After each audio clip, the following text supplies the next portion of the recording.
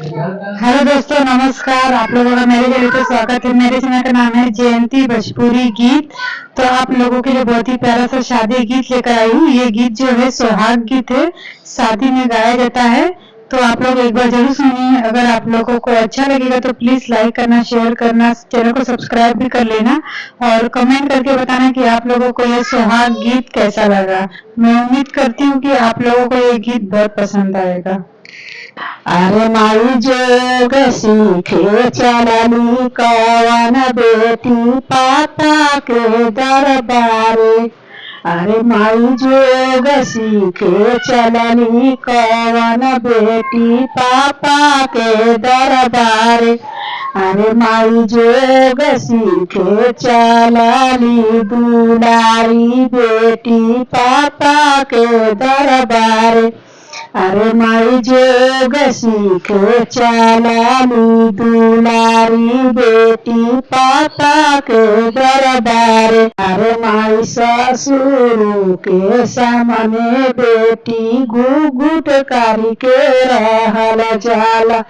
अरे माई ससुर के सामने बेटी घुघुट कारी के रहल जाला। अरे माई जोग सीखे चलनी कवन बेटी चाचा के दरबार।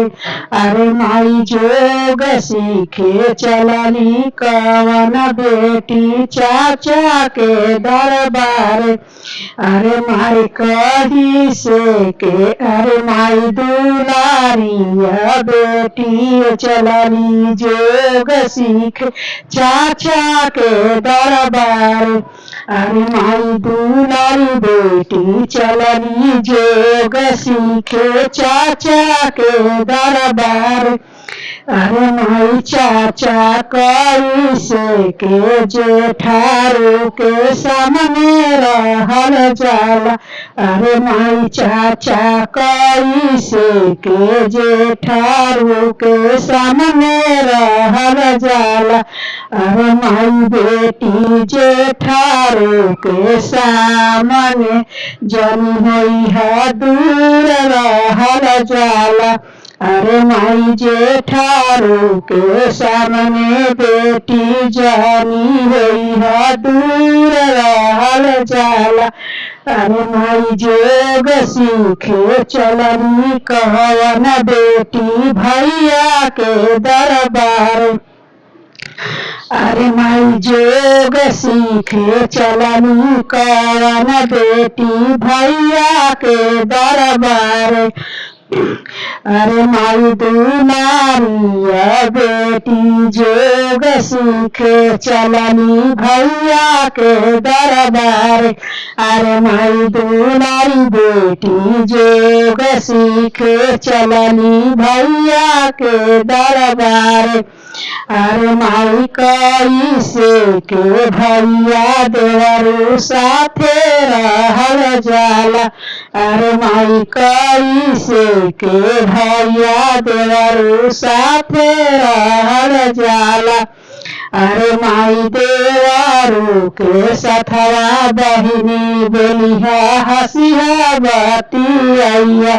अरे माई देवरू के सथवा बहिनी बोलिहा बतिया हसिया। अरे माई जोग सीखे चलनी बेटी भाभी के दरबार। अरे माई जोग सीखे चलनी कवन बेटी भाभी के दरबार। अरे माई दुलारी बेटी जोग सीखे चलनी भाभी के दरबार। अरे माई दुलारी बेटी जोग सीखे चलनी भाभी के दरबार। अरे माई सूती के उठी हा बहिनी भेनो सहारा साइया के गोरा धरिया। अरे माई सूती के उठी हा बहिनी भेनो सहारा साइया के गोरा धरिया।